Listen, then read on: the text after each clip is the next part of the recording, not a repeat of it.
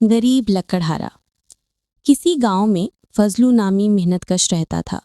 وہ روز مزدوری کی تلاش میں گھر سے نکلتا تھا، جو کبھی مل جاتی اور کبھی اسے خالی ہاتھ واپس آنا پڑتا تھا۔ اس کی آمدنی کا کوئی مستقل ذریعہ نہیں تھا۔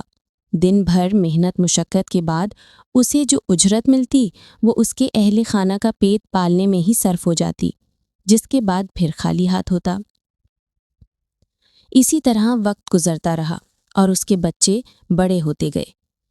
اب ان کی ضرورتیں اس کی قلیل آمدنی سے پوری نہیں ہوتی تھیں۔ اس آمدنی کا دار و مدار بھی مزدوری ملنے پر تھا۔ اسے کئی روز تک بیکار بیٹھنا پڑتا تھا۔ ضرورتیں بڑھنے کے بعد اس کی بیوی نے اس سے کہا کہ اب آمدنی کا کوئی مستقل ذریعہ تلاش کرو۔ بچے بڑے ہو رہے ہیں، ان کی تعلیم اور دیگر ضرورتوں کے لیے بھی پیسے کی ضرورت پڑے گی۔ محنتی تو وہ تھا ہی۔ بیوی کی بات سن کر اس نے ایک فیصلہ کیا۔ اگلے ہی روز وہ بازار گیا اور اس کے پاس جو تھوڑی بہت رقم تھی اس سے ایک کلہاڑا خرید کر لایا۔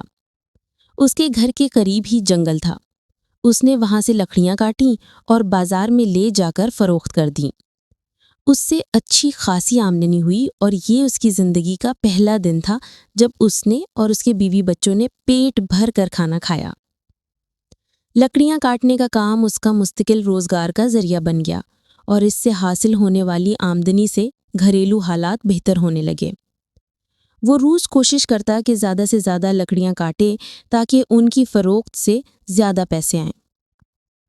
لیکن چند ماہ بعد ہی اس کی استعداد کار میں کمی آنے لگی اور اس کے کلہاڑے سے اتنی لکڑیاں نہیں کٹ پاتی جتنی وہ ابتدائی دنوں میں کاٹتا تھا۔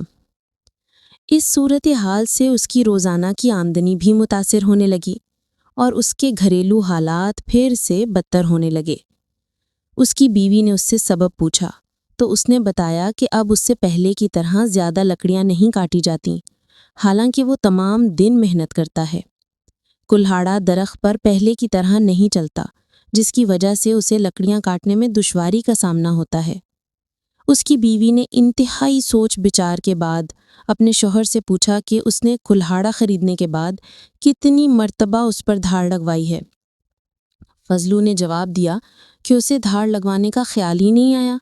دوسری بات یہ کہ اگر میں کلہاڑا تیز کرانے جاؤں گا تو لکڑیاں کس وقت کاٹوں گا؟ اس پر بیوی بولی کہ اگر کلہاڑے کو دھاڑ لگوانے میں تھوڑا سا وقت صرف کر دو گے تو اس کی کارکردگی میں اضافہ ہونے کے بعد کم وقت میں زیادہ لکڑیاں کاٹ لو گے اور تمہیں مشقت بھی کم کرنا پڑے گی۔